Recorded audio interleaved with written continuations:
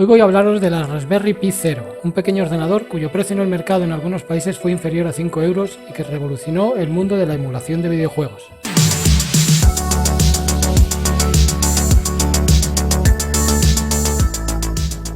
Entonces, bueno, os cuento un poco sobre la plaquita. Como os digo, su precio en España era de 5 euros la versión sin wifi, o sea, esta. Luego salió otra versión que tenía wifi y su precio eran 10 euros. En términos de potencia, las dos eran exactamente iguales. Las dos tenían 512 megas de RAM, un procesador de 1 GHz y los mismos puertos. Aquí tenemos el puerto de alimentación, un puerto USB, micro USB. Aquí podríamos, con un adaptador, pues podríamos conectar un periférico USB normal. También tiene un puerto mini HDMI y la entrada para la tarjeta de memoria. En la tarjeta de memoria cargábamos el sistema operativo, que es un sistema operativo gratuito, Raspbian, y luego sobre ese pues podíamos instalar RetroPie o, como os digo, Recalbox o lo que fuera. Y luego ya pues cada uno se buscaba la vida un poco, sus ROM, sus juegos preferidos y ya está, y a jugar. Muchos os preguntaréis por qué tengo aquí esta Game Boy extraña. Cuando salió esta plaquita al mercado, allá por el 2015, uno de los proyectos que se puso más de moda, por decirlo de alguna forma, fue fabricar una Game Boy con una Raspberry Pi Zero dentro y cargar emuladores. Este es el primer proyecto que hice. No lo hice cuando salió la placa, lo hice bastante más tarde. Pero bueno, lo tengo aquí para que veáis hasta dónde puede llegar esta plaquita en términos de emulación de videojuegos. Entonces, si os parece, lo que vamos a hacer ahora es ver cómo emula pues algunos de los sistemas pues los más populares, ¿vale? Veis que la emulación es perfecta, o sea, perfecta. Me ha comido el suelo, pero es perfecta. La música, o sea, no se entrecorta en absoluto. Sí que es verdad que a la hora de instalar los juegos, por ejemplo, en el emulador de Neo Geo, yo el modo de vídeo por defecto lo tengo puesto en NTSC 4.3 y los juegos van perfectos. Si el modo de vídeo lo pongo en PAL 4.3, por ejemplo, que ya ves tú que es un cambio que en principio dices, pues si es un emulador, ¿qué más le da? Bueno, pues si los pongo en PAL 4.3, el sonido se entrecorta y los juegos van lentos. Por eso muchas veces cuando la gente prueba esta placa, yo por los foros veía mucha gente un poco ofuscada porque claro, veías gente que decía que el juego funcionaba perfecto, que es que era la leche la placa por 5 euros, y luego veías a otra gente que decía que cómo podía esa gente decir eso si esta placa era una mierda para emular, ¿vale? Y ya veis que no. Y es por muchos detalles como los que os digo. O sea, simples detalles que hacían que la emulación fuera muy mal. Yo, por ejemplo, esto del modo de vídeo en el de Neo Geo lo descubrí por casualidad. A mí me pasaba que me iba muy mal, ya os digo, porque puse que el modo de vídeo fuera PAL y ya por probar desesperado cambié esa opción y ya veis que va perfecto.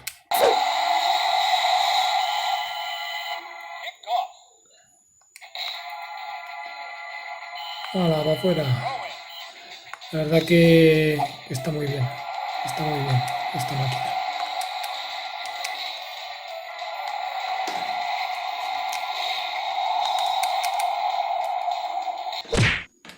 Vamos a probar ahora alguno de Mega Drive y ya lo veis. Ya veis que la emulación de Mega Drive igual. Perfecta. No es porque sea este juego, yo os pongo este, pero he probado muchísimos y va muy bien.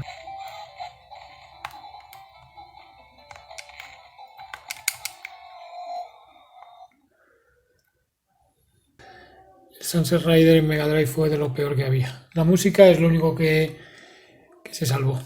Aquí en piedras tirado en mitad de un río.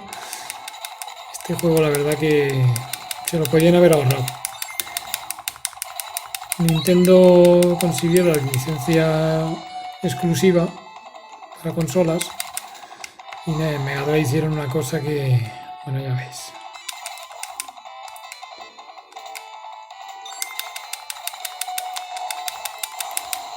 Bueno, voy a quitar porque me da grima este juego.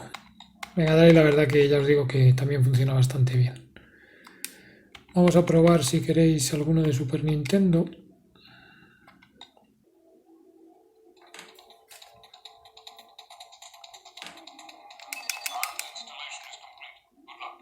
En Super Nintendo estos botones son el L y el R, ¿vale?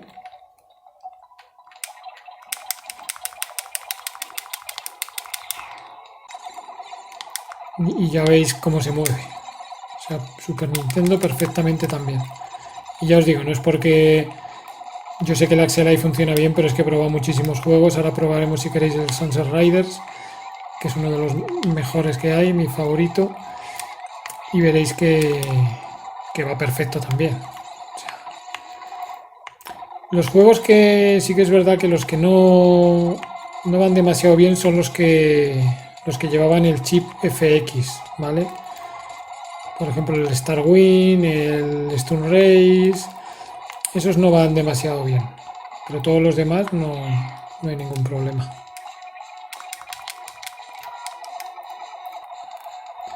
Ya veis que va perfecto. O sea, va fluido, no se ralentiza, o sea, va perfectamente. Y la música igual.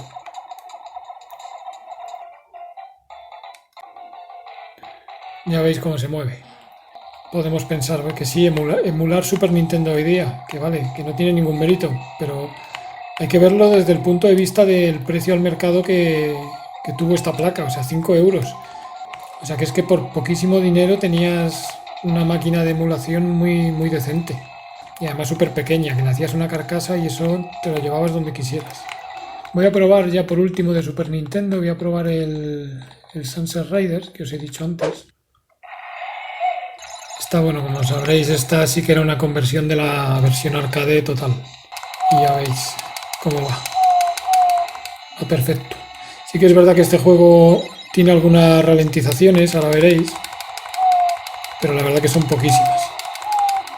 O sea, por ejemplo, aquí en esta primera fase, cuando vienen ahora las vacas y sueltan por aquí el fuego, hay veces que se ralentiza un poco, pero luego va fluido y va perfecto. A ver si explota eso ya.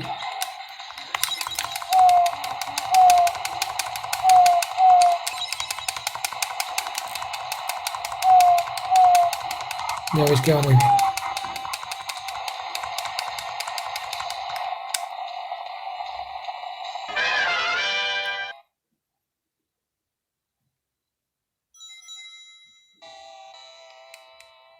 Este juego, me acuerdo cuando salió, yo estaba alucinado con este juego. Sobre todo con las partes en las que se conduce el vehículo que vais a ver ahora. Y esto es lo que os decía antes, al final esto hay que verlo desde la idea que es que son 5 euros lo que esta placa vale. Sí es cierto que hoy en día con la escasez de chip, aparte de que esta ya está descatalogada porque ha salido una revisión, la Pi 02, que es mucho más potente y que si un día, o sea, si puedo conseguirla un día os la enseñaré. Sí que es verdad que conseguirla hoy en día a 5 euros ya está complicado. Ya os digo, por la escasez y porque las que hay, gente que las tiene a lo mejor pues no las vende a ese precio, obviamente. Ya lo veis, esta pantallita es, ya os he dicho antes, es de 3 pulgadas y media. Es una pantallita que recibe la señal de imagen desde la Raspberry a través de vídeo compuesto, ¿vale? No es una pantalla HDMI. O sea, es una pantalla que cuesta unos 15 euros, entre 12 y 15 euros, dependiendo dónde la compres. Y la verdad que para el precio que tiene es una pantalla que está muy bien.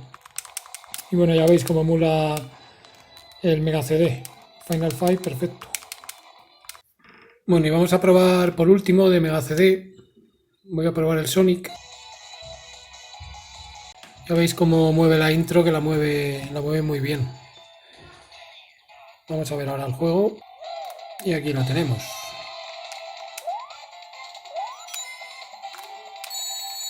La verdad que Mega CD a mí me sorprendió cuando lo probé por primera vez. Porque ya veis que mueve los juegos muy bien. Y además Mega CD tiene juegos, no tiene muchos, pero tiene juegos muy buenos.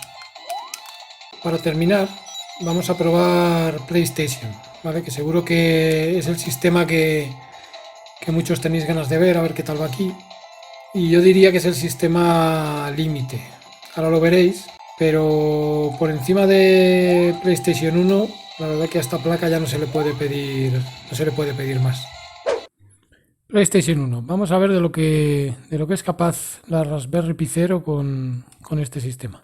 Bueno, aquí veis que tengo varios juegos. Vamos a empezar, por ejemplo, con el Mega Man. Ya veis que por ahora, buena emulación, sonido bien, la música bien, los gráficos, las intros, los gráficos, la verdad que este juego está muy bien. Se ve mejor en persona.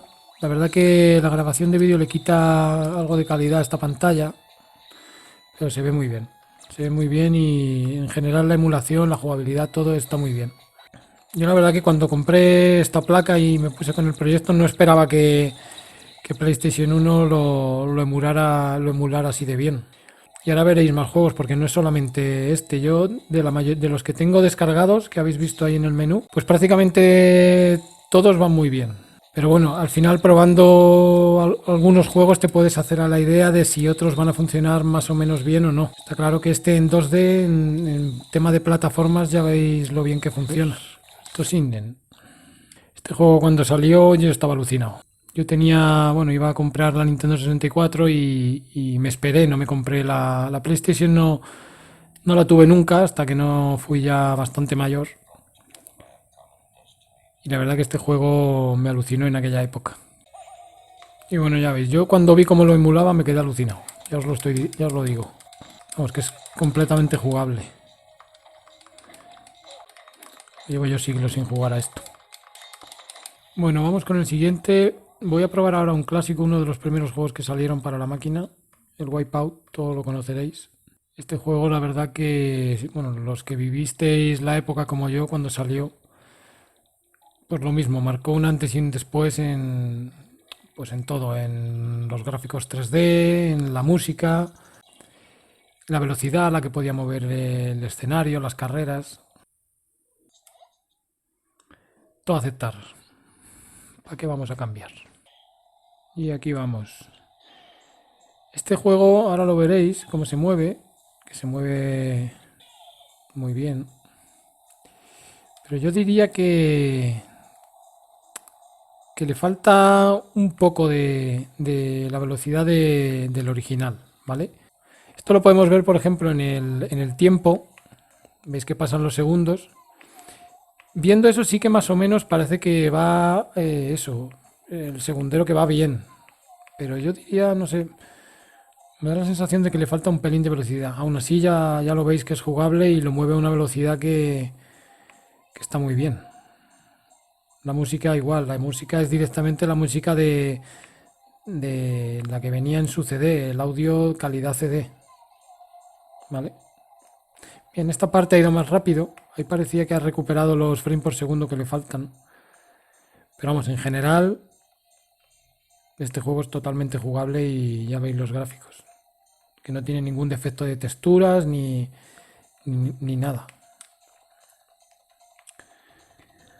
Vamos ahora con Destruction Derby, otro de los primeros juegos que salió para esta consola. Igual, marcó un antes y un después en cuanto a físicas. Recordaréis que los coches al chocarse se destruían y se abollaban.